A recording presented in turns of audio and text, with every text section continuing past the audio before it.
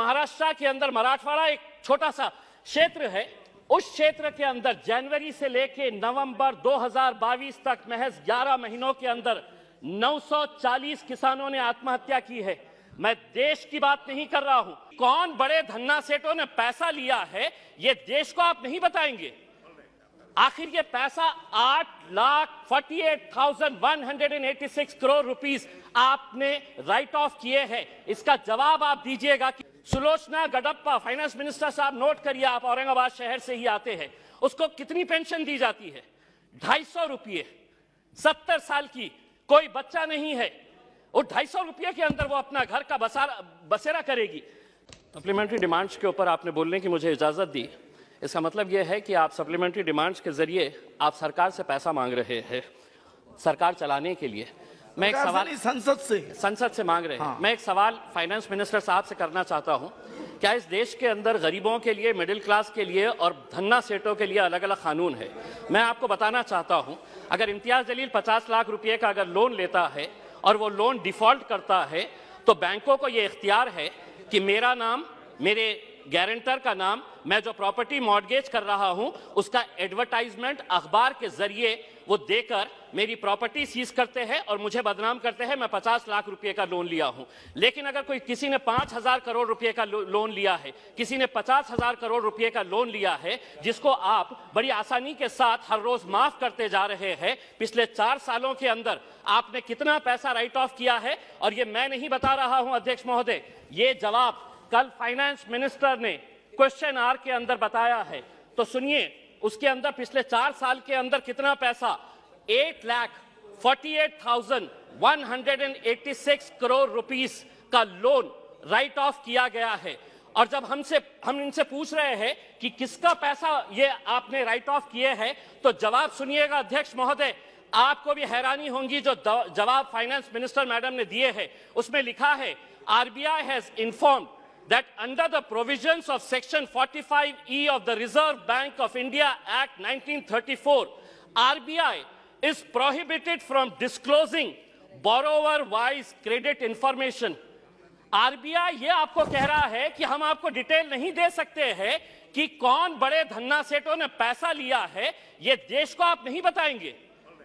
आखिर ये पैसा 8,48,186 करोड़ रुपीस आपने राइट ऑफ किए हैं। इसका जवाब आप दीजिएगा कि मेरे लिए कानून अलग कैसा हो सकता है, और जिन्होंने धन्ना सेठों ने पैसा लेकर कोई लंदन भाग गया है, कोई सिंगापुर भाग गया है, उनका नाम भी RBI नहीं बताएगी हमारे को।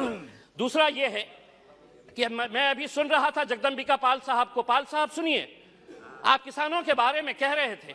मैं जिस क्षेत्र से आता हूं, देश का एक छोटा सा एक शहर है, उस क्षेत्र के अंदर, महाराष्ट्र के अंदर मराठवाड़ा एक छोटा सा क्षेत्र है। उस क्षेत्र के अंदर जनवरी से लेके नवंबर 2022 तक महज 11 महीनों के अंदर 940 किसानों ने आत्महत्या की है। मैं देश की बात नहीं कर रहा हूं, मैं सिर्फ मराठवाड़ा एक जो देश का एक छोटा सा हिस्सा है, कहीं ना कहीं आपकी कुछ नीतियां गलत हो रही है अध्यक्ष महोदय, कहीं ना कहीं आपकी नीतियां गलत हो रही है। वरना इन किसानों की मौत को आपने सिर्फ एक आंकड़ा बनाकर रख दिए है। 940 किसान अगर सिर्फ एक क्षेत्र से मर रहे हैं और ये कहते हैं कि नहीं हमने किसानों के लिए इतना किया है, तो क्या वजह है कि आज किसान अपनी जान दे रहा है? आप ये कहते हैं कि प्रधानमंत्री उज्ज्वला गैस स्कीम के अंडर में आपने 10 करोड़ लोगों को दे दिए हैं। आप ये आंकड़ा बताइए, कितने ऐसे गरीब लोग जो पहले हम भी मानते हैं, हम भी खुश हुए थे, हमने भी स्वागत किए थे कि ये लोग जब अलग अलग तरीके से गैस की जगह पहले लकड़ी के ऊपर, कोयले के ऊपर है तो अपना खाना बनाते थे, आपने गैस दिए, लेकिन कितने लोग अब दोबारा रिफिल करने के लिए जाते हैं? क्या यह सच्चाई नहीं है कि पिछले 7 सालों के अंदर, 7 साल पहले गैस के सिलेंडर का रेट 450 रुपये था, आज आपने उसको 1080 रुपये किए हैं, और ये उम्मीद कर रहे हैं कि आप जितना पैसा एडवर्टाइजमेंट के ऊपर लगा रहे हैं कि प्रधानमंत्री उज्ज्वला योजना के ऊपर, वही पैसा अगर आप दे देंगे तो शायद इन गरीबों को फायदा होगा।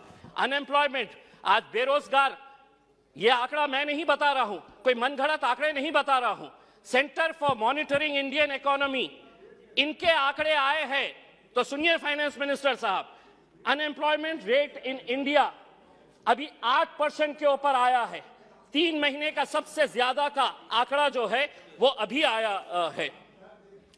अध्यक्ष महोदय, हो सकता है आपके पास भी एक EPS 95 की एक स्कीम है। बुजुर्ग लोग, ऐसे बूढ़े लोग, और मैं फाइनेंस मिनिस्टर साहब को यह बताना चाहता हूं कि इनके पास भी सर 65 लाख ऐसे पेंशनर्स हैं जिनको पेंशन कितनी दी जा रही है, 250 रुपये, 500 रुपये। फाइनेंस मिनिस्टर साहब से मैं इसलिए मुखातिब हो रहा हूं कि ये मेरे शहर से आते हैं। अगर देश के फाइनेंस मिनिस्टर साहब, मैं आपको कहता हूं, लीजिए एक नाम भी नोट करिएगा, सुलोचना गडप्पा, 70 साल की महिला है, औरंगाबाद में रहती है। सुलोचना गडप्पा, फाइनेंस मिनिस्टर साहब नोट करिए, आप औरंगाबाद शहर से ही आते हैं। उसको कितनी पेंशन दी जाती है? 250 रुपये। 70 साल की, कोई बच्चा नहीं है, और 250 रुपये के अंदर वो अपना घर का बसेरा करेगी। मेरा यह कहना है कि पेंशन स्कीम के अंदर आपके पास कितना पैसा है, वो पैसे से EPS 95 के पिछले कई सालों से, और हर MP को इन लोगों ने खून से अपना लेटर लिखकर आपको निवेदन दिया है कि हमारे लिए कुछ तो भी करिएगा करके। आपके पास भी दिए हैं, आपकी भी फोटो छपी थी उसमें।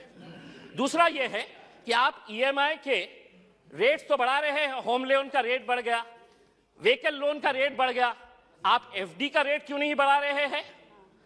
क्या वजह है कि आप ये रेट्स के अंदर तो बड़ी आसानी के साथ फैसला ले लेते हैं, लेकिन FD का रेट जब बढ़ाने की बात आती है तो आप इसके अंदर कोई फैसला नहीं लेते हैं। आप एजुकेशन के लिए पैसा मांग रहे हैं। मैं ये कहना चाहता हूं अध्यक्ष महोदय, अगर स्कूल में टीचर नहीं, कॉलेज में लेक्चरर नहीं, और अगर अस्पताल के अंदर डॉक्टर नहीं, तो वो इमारतें किसी काम की नहीं है। अगर वहां पर अगर आपके पास फैकल्टीज नहीं है, और ये भी मैं मनगढ़ंत नहीं बता रहा हूं, आप ही ने जवाब दिया है, सरकार ने लिखित में जवाब दिया है, यूनिवर्सिटीज के अंदर, सेंट्रल यूनिवर्सिटीज के अंदर प्रोफेसर्स कितनी, अध्यक्ष महोदय, प्रोफेसर्स की कितनी वैकेंसी है? 6180 प्रोफेसर्स की वैकेंसीज है। IITs और IIMs, बहुत सारे बीजेपी के हमारे सदस्यों ने कहा कि देखिए हमारे राज्य के अंदर हम कितने IITs और IIMs बना रहे हैं। इमारत बनाने से तालीम नहीं पहुंचाई जा सकती है, उसके लिए आपको लेक्चरर्स की जरूरत रहेगी। IITs के अंदर 4502 लेक्चरर्स, प्रोफेसर्स की वैकेंसीज है। IIMs के अंदर 493 वैकेंसीज है। दूसरा ये है, एक बहुत अहम सवाल, 2015 के अंदर आपने प्रधानमंत्री आवास योजना शुरू की। हमने स्वागत किया, पूरे देश ने स्वागत किया कि हर बेघर को घर मिलने वाला है, और प्रधानमंत्री साहब का एक भाषण भी है जिसमें उन्होंने खुद ने कहा है, YouTube के ऊपर आप भी देख सकते हैं, कि 2022 तक हम हर बेघर को घर देंगे। फाइनेंस मिनिस्टर साहब औरंगाबाद से है, 50,000 लोगों ने अप्लाई किया है पिछले 6 साल से। आज मैं पूरी जिम्मेदारी के साथ ये कह रहा हूं, एक सादा ईंट तक नहीं पड़ा है। बिल्डिंग बनाने की तो बात छोड़िएगा आप, सादा ईंट नहीं पड़ा। अध्यक्ष महोदय, सिर्फ एक मिनट, एक सादी ईंट तक नहीं पड़ी है। दूसरा ये है अध्यक्ष महोदय, जाते जाते इस मुल्क को, हमने कल के दिन फाइनेंस मिनिस्टर मैडम कह रहे थे कि फास्टेस्ट ग्रोइंग इकोनॉमी है। हम आपसे ये पूछना चाहते हैं, अगर आप एक इतने बड़े माइनॉरिटी के तबके को अगर आप पीछे रखेंगे और आप ये उम्मीद करेंगे कि देश चलेगा आगे, हम क्या कहना चाह रहे हैं? आप हमारी प्री मैट्रिक स्कॉलरशिप बंद कर दे रहे हैं, आप हमारी मौलाना आजाद रिसर्च फेलोशिप आप बंद कर दे रहे हैं। आप ये सोच रहे हैं कि अगर माइनॉरिटीज को हम पीछे रखेंगे तो देश आगे बढ़ेगा। देश को हम भी आगे बढ़ाना चाहते हैं। हम चाहते हैं कि आप सभी का साथ और सभी के विकास के बारे में